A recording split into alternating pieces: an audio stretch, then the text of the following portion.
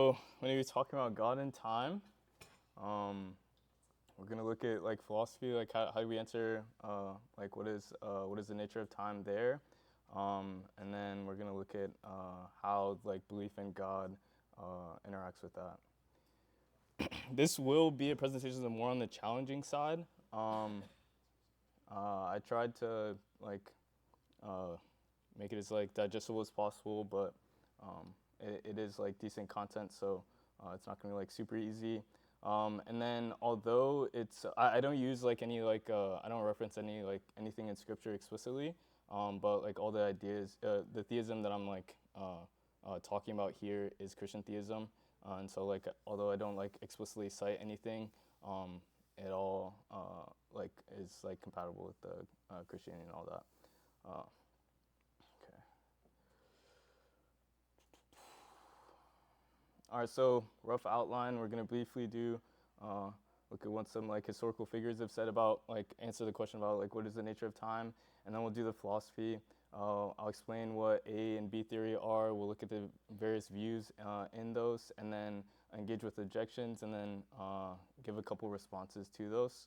And then we're gonna look at theism, the various views there, and then how they relate to the some of the views that we saw in philosophy. All right, so what is time? Um, it's time is like one of those questions we all like think we understand. Like so, we obviously experience it all the time. Um, but like if somebody asks you like what is time, it's a bit hard to like actually explain what it like is technically. So uh, and let's see. Yeah, it's hard question to answer. I think Augustine here like captures probably the mood that everyone's probably in trying to answer it. He says, "What is time then? If nobody asks me, I know. But if I were desirous to explain it to one that should ask me, plainly I do not know." So like if I have this internal understanding of like what time is, but if I'm like trying to explain it to someone, I like suddenly like lose the words and don't really know what to say. So we're gonna try and begin to understand like how we should think about the nature of time. And there's a lot in philosophy of time. This isn't like a comprehensive presentation.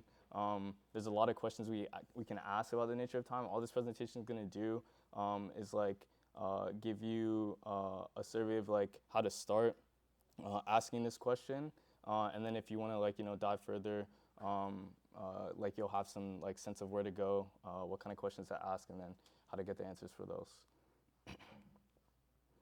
All right, so ontology is the philosophical study of being. It's the most like kind of fundamental question we can ask about like what is the nature of a thing. And so when we ask, when we're trying to like investigate this like philosophically, we're gonna ask like what's the ontological nature of time.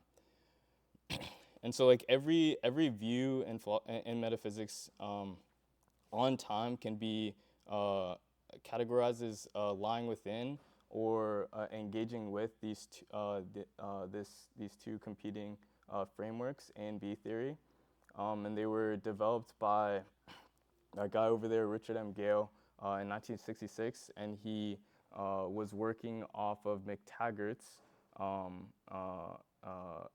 framework in his Unreality of Time in 1908, and we call we call these the tense and tenseless theories, and you'll see why we say that later in the presentation. All right, so McTaggart defines time as being particularly like sequencing of events, and then events are things like happenings that occur at times. And then I want to briefly note this like kind of definition isn't circular. It might appear circular, but like we're trying to like describe like two things that are like primitive, and so they have this like relational uh, definition. And time here defines events, and then we call time this like uh, ordering of events. And then we call this like sequencing of events a time series. and so events then take on obviously positions in a time series, and McTaggart give us two such series.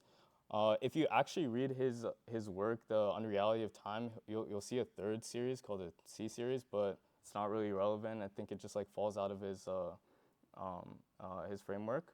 But the two relevant ones are the A and B series, and the A series is gonna classify or give events a property of only being past, present, and or future. And then the B series is going to say that events only have the relational definition of being earlier than, later than, or simultaneous with other events. So it's obviously like kind of seems like the same kind of definition, but for the you'll see more later why this distinction is important and why he like says it like this. But again, events under an A series are gonna like have the property of being past, present, or future, and then B series they don't have this like property of being past or anything like that. Only a relation to other events, saying it's either earlier than, later than, or simultaneous with them. Okay, and then again here, events have this property of being past, present, and future, so they're tensed. And then events change from being future, becoming present, and then past. And this diagram is admittedly a little hard to understand. It's kind of confusing because like the arrow is going from the future to the past. But where it's like saying here, like so like fixing like F was at some point that present dot is moving along this line to the left.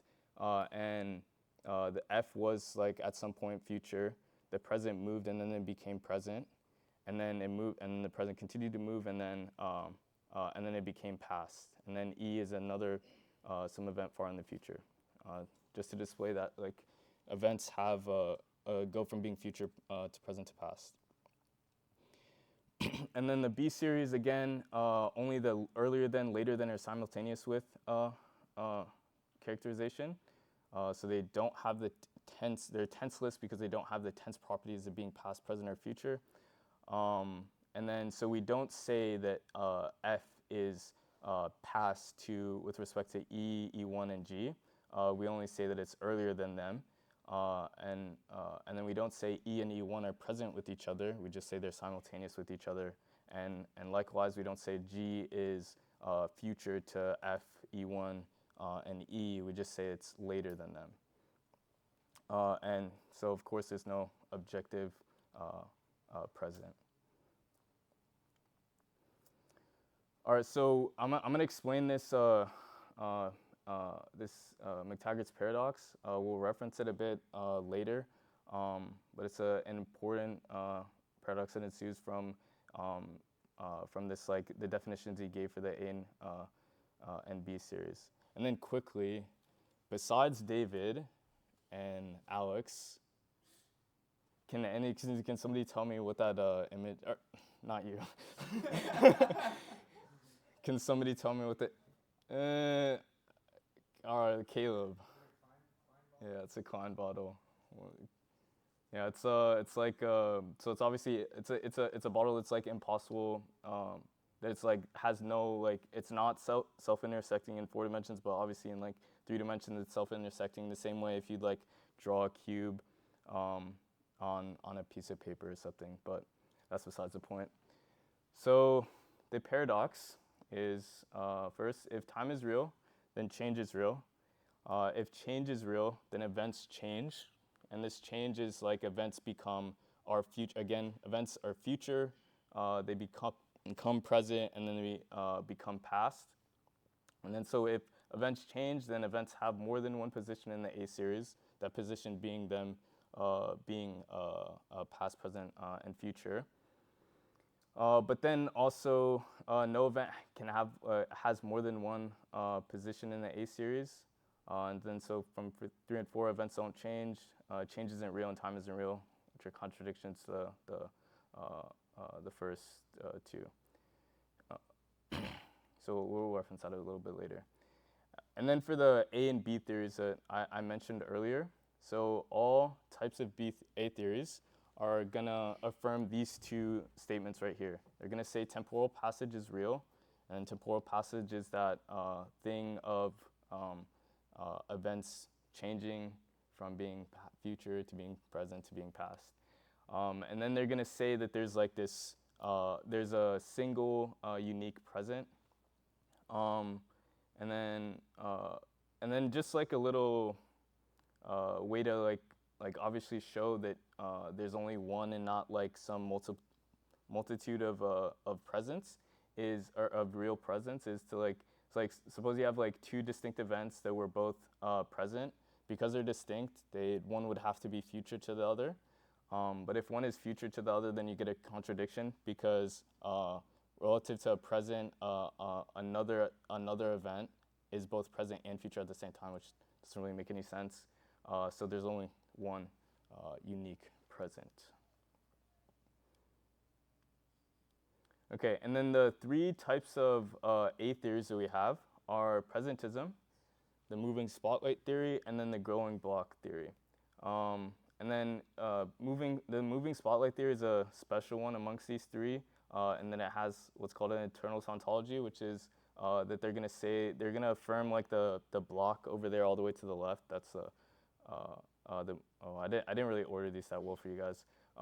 But the 2 is the one all the way on the right. They're gonna say that the block exists just like B theorists or any other internalists. But they're going to say that, we'll get into it later, but they're going to say that the present is special in some way, but they affirm that block over there. And then presentism is this one all the way to the left. They're going to say this single slice of time, that's the only real thing. Past and present aren't real, or past and future are not real, excuse me, but only the present moment is. And then the growing block theory is going to say that the past and present are real, the future doesn't yet exist, it's open. So they have this like, growing block. Okay, so again, presentism is going to say that only present things are real. So to say that something is real is to say that that thing exists in the present, and past and future things obviously are not real. And then an example, Percy Jackson, and Einstein and future humans are all unreal in the same kind of way.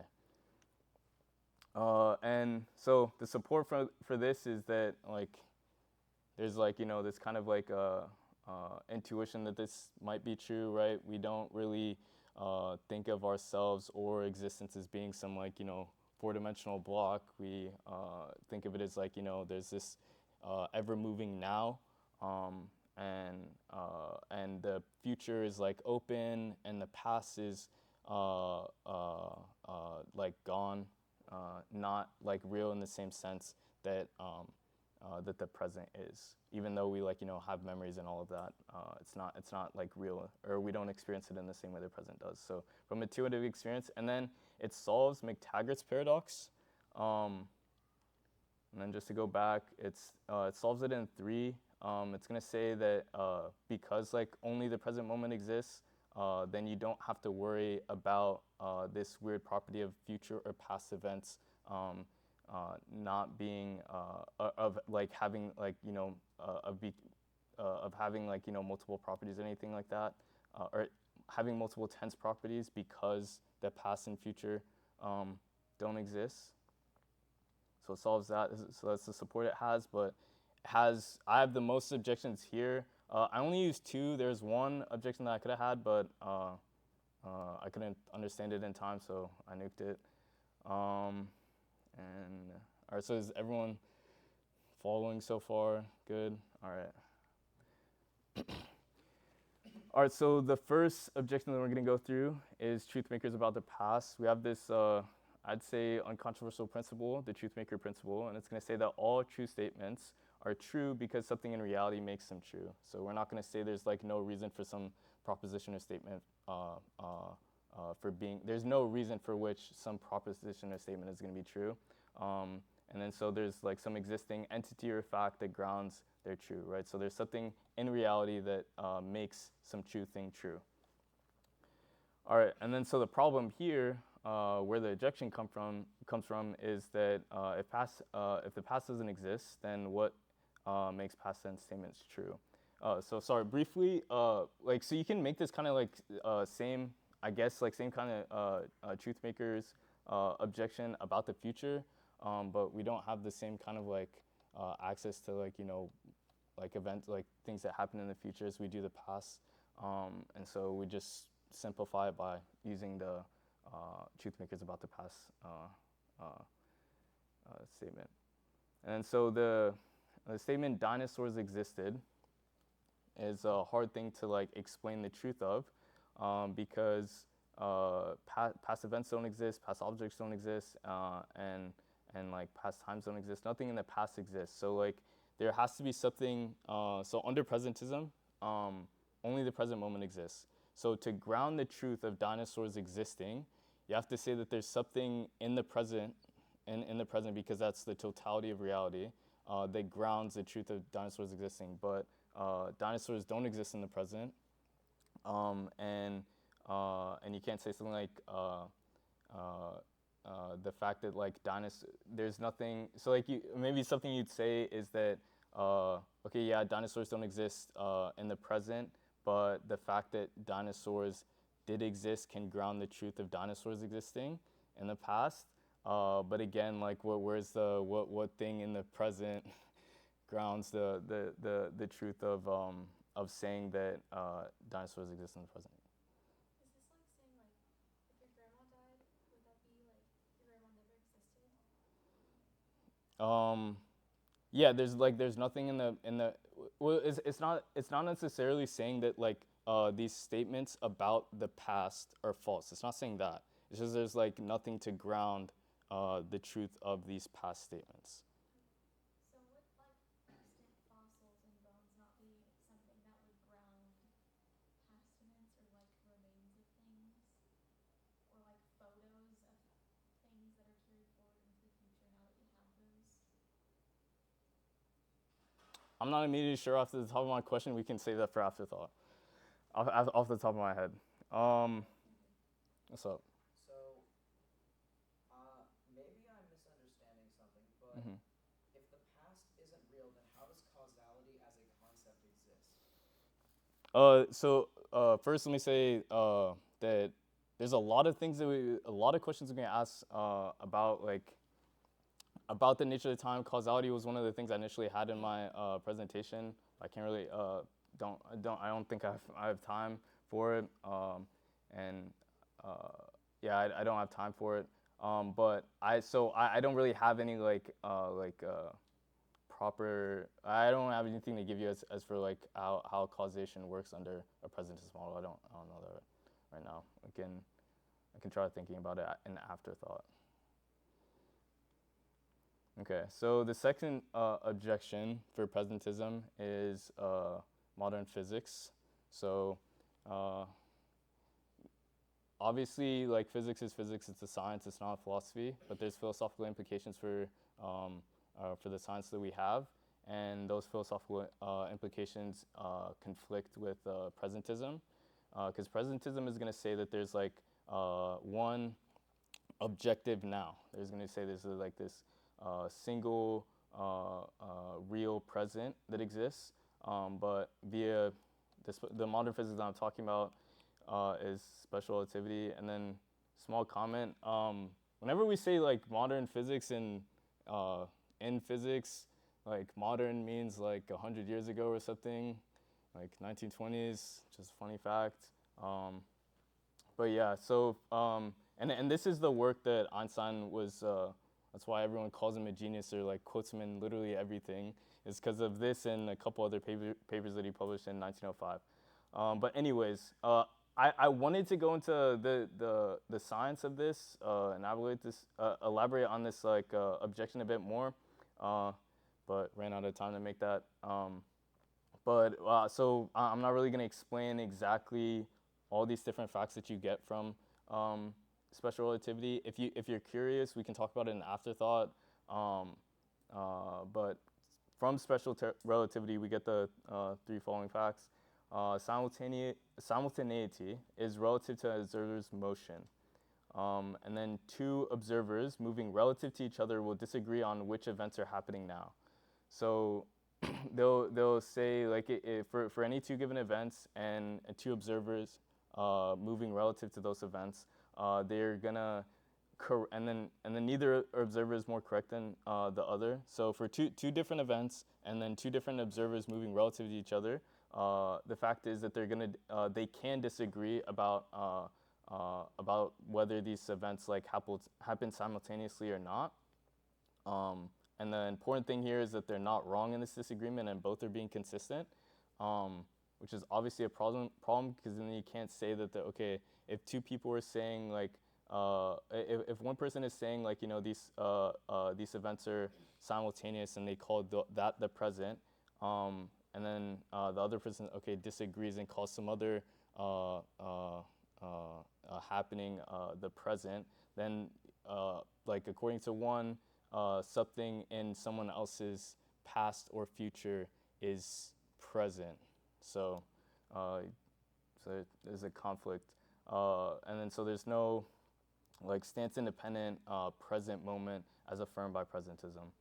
And so you can take this. It's a bit weird to like evaluate how powerful of an objection this is, because you don't want to say just because like science, then it's like 100% like presentism fails. You don't want to do that, but it should give you like a decent amount of weight against like holding to presentism. But it's still a decently defended like philosophical position. So this doesn't like tank it or anything.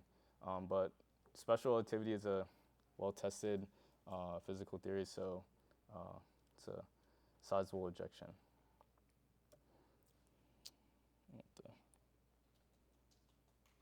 All right, I'm not done. I probably need to speed up. I don't. My bad. I think I'm running out of time. I'm halfway done.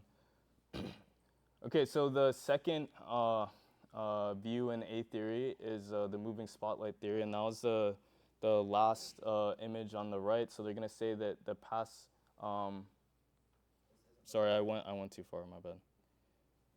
Here, my bad. The past and future, the past, present, and future all exist.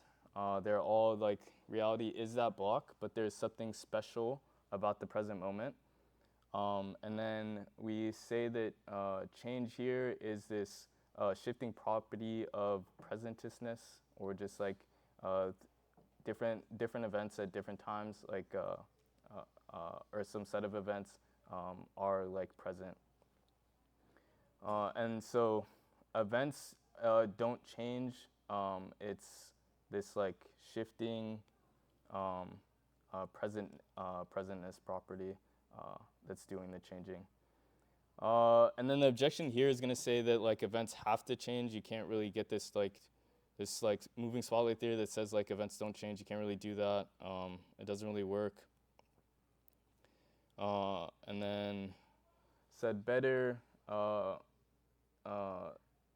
You get this kind of like infinite regress ensues when you say that the present is moving on this block, because the MST, obviously moving spotlight theory, every moment, every event, everything exists in like some 4D block, but one moment in this block is called a present, and that present like moves along this block.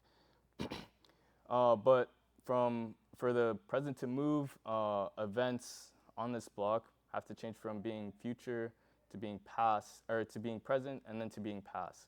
But this kind of change that events or moments go under can only occur in time, and so you need another time dimension to explain that this evolution among moments on the block changing from being future to present to past. And then for that dimension, you need another one, and then just ad infinitum. So it's a little weird. All right. General note. I'm not really gonna like say like exactly how like powerful any of these objections are or the support for them. I'm gonna just tell you what they are. I'm not really gonna give like too much. I think it's a bit of a harder thing to do to say like whether these things defeat any model or not. It's usually up to like the person and their intuitions and stuff. Uh, and then the last eight theory is the growing block theory. And this is the one in the middle. It's gonna say that the past and present exist, but the future doesn't exist yet. And so obviously reality grows. That's why it's called the growing block theory. As new moments become real. And this asymmetric ontology is just saying obviously reality like the reality doesn't exist in the same way between the past and the future. The future is real, and the past is real, but the future isn't. The past is fixed, and the future is open. So the objections here are just gonna say it's like more complex. You have to like like presentism is like just says that the present moment exists. It doesn't have like you have to explain this becomingness of like how things like are added to this this block because future things become present and then present things stay real but become past on this ever moving slice. So objections is just one of them is that it's complex. There's more objections in this, but I'm obviously not going to list them all or reference them all. Okay, and then onto the B theories. So all of these are going to say that the A series isn't fundamental, and then they're going to deny the two things that were common amongst all A theories. And they're going to say there's no real temporal passage, so things don't actually, there's nothing real about saying that things are future, become present, and then become past. And then there's no unique present.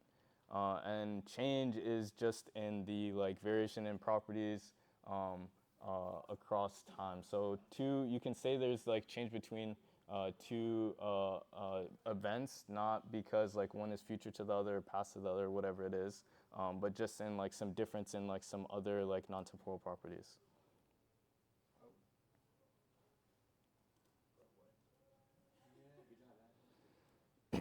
And then a little example for the rejection of one. The no temporal passage is for an event E that's earlier than F and G is later than F. So it's just E, then F, then G. At event E, F is future. At F, F is present. And then at G, F is past. So this passage that atheists or whatever talk about is nothing more than these properties events have relative to other events. And so that's an example of a tense change. Okay, then we're gonna say this is static. I think this definition is a bit intuitive. So we'll say that all the A theories are dynamic, they're moving. Present is marching forward. The growing block is eating more of reality. It's getting bigger. The moving spotlight is there's a block, but this present moment is moving along that block. And then in contrast, we're going to say that the B theory is static. But I put static in quotes here because it's not if you want to say something is static if it stays constant over time, but we don't want to introduce any more times on top of that. We don't want some hyper time thing. So that's why I put it in quote, just to capture the kind of how it's not dynamic the A theories. Yeah, and so reality is a four-dimensional block. And all the images we obviously do, it's like a plane, and then the third dimension is time. Obviously, we can't conceive of four dimensions, so it's not actually a cube or a block or whatever. It's some hypercube or something like that, but we all get the idea. And then all events, past, present, what we call, like from our perspective, past, present, and future, exist. The future is real. Whatever you do tomorrow, that's like a real thing, and it's just as real as what you're doing now. And your like so your birth, your death, you right now, they're all like equally real. And so and they only have the relation of obviously being earlier than or later than, or simultaneous with.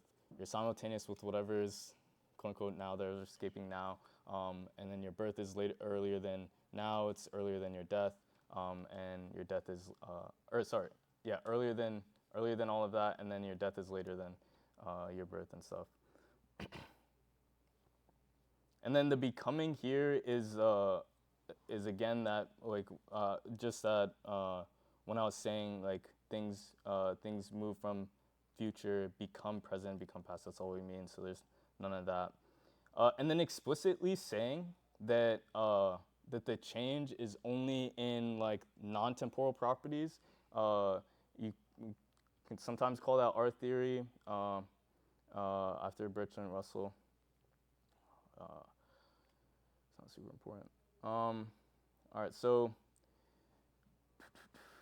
this is one of the main objections. We'll go over another objection, if like kind of free will objection.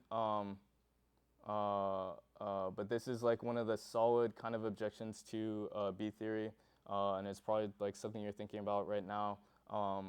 Like, if you're gonna say that reality is like this four-dimensional block that is not how we experience it at all, how we experience the phenomena of time. That's the phenomenology thing. How we experience the phenomena of time is like in this flow. We experience temporal passage. We feel like the past is gone, the future is coming, and then things in the future become present and then go away and become past. And so like we have to like kind of deny, like say that like reality is a bit illusory, or our senses are illusory.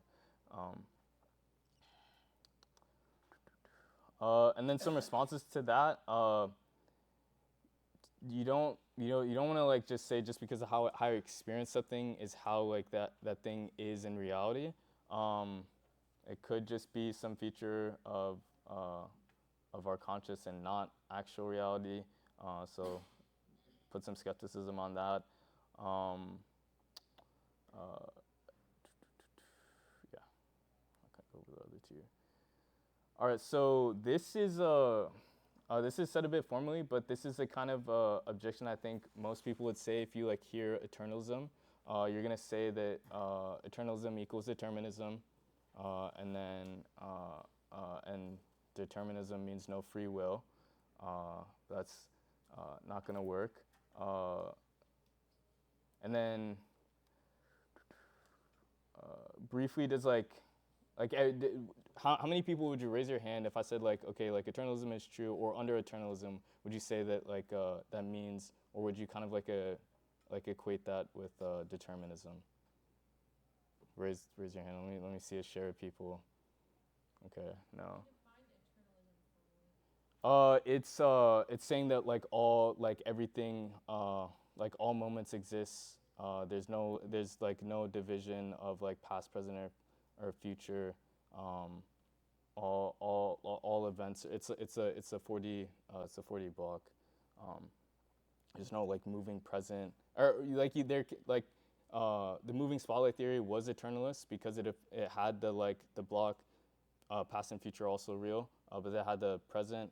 But the B theory, like eternalism, it says the same thing. That the past, present, and future are all like equally real. All right. So on eternalism, every future event, including some agent A's future action S at some time T, exists tenselessly. So you eating, you the agent, eating like a peanut butter and jelly sandwich at lunch tomorrow, that's like a tenseless fact. And if A's future action at S, or action S at T already exists tenselessly, then T cannot do otherwise than, or at T, A cannot do otherwise than S. So if you eating your peanut butter and jelly sandwich tomorrow at lunch is a tenseless fact, then you cannot do otherwise tomorrow than eat that peanut butter and jelly sandwich because that's what you do tomorrow. That's a thing that exists and is real. Okay, and then if at t a cannot do otherwise, then A's action S is not free. And then this generalizes to any person, any action they take at any time. And so therefore the conclusion on eternalism, no agent ever acts freely. So because I cannot do otherwise and eat the peanut butter and jelly sandwich that I do tomorrow, I'm not free to like do that. How many people would say that this is like an intuition that they'd have? Say, no. All right, okay. Maybe I'm alone. This is maybe something I would have thought of.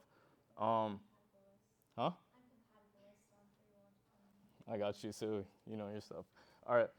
So the mistake here is at mainly at 2, and then it can also be and then also in 3, which is what Addie's referencing. She's saying she's a compatibilist, and she's saying that free will and determinism are both compatible. So just because some person is determined to do something, it doesn't mean that they can't be held like morally responsible for them doing that thing. But here the 2 is the mistake is that eternalism, what we're doing right now is we're describing an ontology.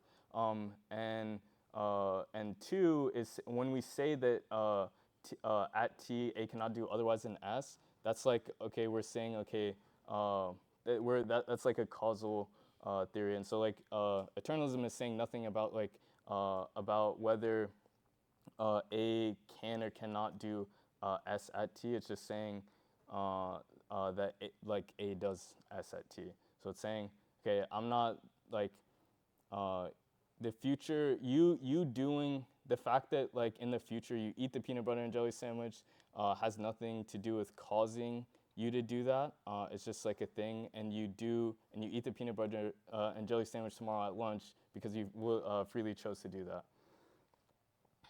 So it's just like a category error. I have a question about premise 2.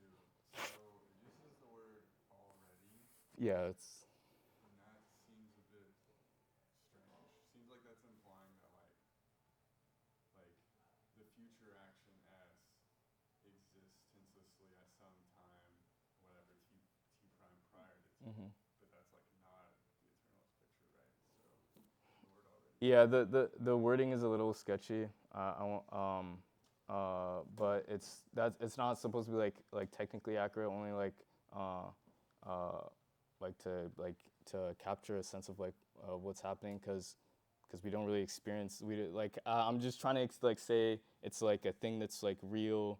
I think you kind of just get into like like infinite regrets or something, but I'm not saying it's like already, because already like it like implies like, you know, all the I see what you're saying, all the orders of time or whatever. So that's not like a technically accurate thing, but I think it points you in the right direction. Okay, so we've looked at like a little bit of how philosophers are going to begin to answer what's the nature of time. Again, there's a lot of other questions we can ask, whether time like endures or anything like that, whether time is like relational or like a substance or something like that. But we began to look at how philosophers answer that question. Now we're going to say, how does belief in the existence of God, theism, interact with how we conceive of the nature of time? We'll have, and then I'm not giving any of my opinions on any of these views. I'm just gonna state them out. We have first timeless, and I'll name all of the kind of like big thinkers in each of these. In timeless, we have. I should have erased that. That's not exactly correct. A theory and B theory. Kind of ignore those. Sorry. But timeless, the first one is like Augustinian. Kind of, he's a big figure there, and then Boethian. Boethian for Boethius, and then we'll have God is and these are all okay. God is timeless, God is temporal, and then God is timeless, sans creation, and sans being like some kind of before, but it's not exactly a temporal before for the kind of same reason we said that in premise 2, the already isn't exactly accurate. But God is timeless, God is temporal, and then God is timeless before creation, and then temporal with creation. Okay, so God is timeless. So this is like a position that Augustine like explicitly describes in his Confessions. He's going to say that that God is timeless before creation, with creation. He's completely timeless. God doesn't experience temporal succession. He doesn't experience this like phenomenon being past, present, future. And he doesn't exist in time. He created time logically prior to, or ontologically prior to the universe or creation or whatever. And then so this model is good because it kind of fits very neatly with a lot of the classical doctrines. It's obviously to see how like omniscience works under this. God knows everything because he like experiences it, like he's like sees everything or experiences everything in like an eternal act. It's easy to understand his immutability because like if there's no time that God is in or whatever, there's he can't really change. So that doctrine is safe. And then divine simplicity. Some other views have problems with that, namely the temporal one. But this one obviously doesn't have it because, again, God's not like, doesn't have like temporal parts that are like, or like, parts that are temporal that like you don't depend on time changing because he doesn't exist in time. And then God is timeless. God exists in an indivisible, eternal present, and Latin totem symbol. I'm probably saying that wrong. I didn't actually search up how to say that. Probably saying it wrong. But again, similarly, he doesn't experience temporal succession. There's no before or after in God's life, and God sees all events simultaneously in a single timeless act. Okay, so, and then the strengths here are obvious: natural fit with eternalism. So eternalism just says a block. God created the block. And then it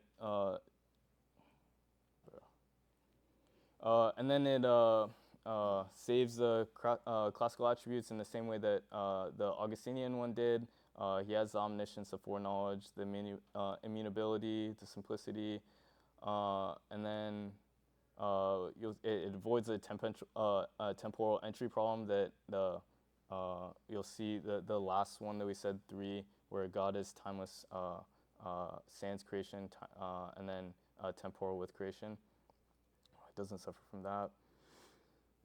Okay, and then this word sepaternalism is just like everlastingness or something. And then open theists are going to defend this. Richard Swinburne is an open theist. He's a very famous open theist, so he's one of them. And then so they're all going to say that God exists within time. God experiences real temporal passage, and then God's knowledge can change as events unfold. The strength is that like I guess the modern view of time of God is has this like God's relationship to man, to us, seems very real, and it gets really, really complicated when you say that God's like outside of time. And so the strength for here in saying that God is in time is going to like that, just like it's seamless to understand how we experience God so relationally and in a real way. And then it has a decent amount of challenges. It's hard to say that God like knows everything because like the future doesn't exist or something like that, or he hasn't decided what the future is going to be. Immutability and simplicity are hard to understand. God's knowledge is changing. How can like so that seems to be like should be an immutable property, but it's not immutable because it's changing. And then I mean the same kind of thing here. It's like you need to have or the same kind of like objections for the presentist stuff work here as well. In saying that it's at conflict with modern physics. And then obviously, if you like eternalism, it doesn't work that well or at all, or very weakly with eternalism. I do want to say it's not if you guys if you've been here a while and you know Michael, he's under this view, so that gives you any like it's not a bad view. Michael knows what he's talking about. I think to me, Michael knows what he's talking about.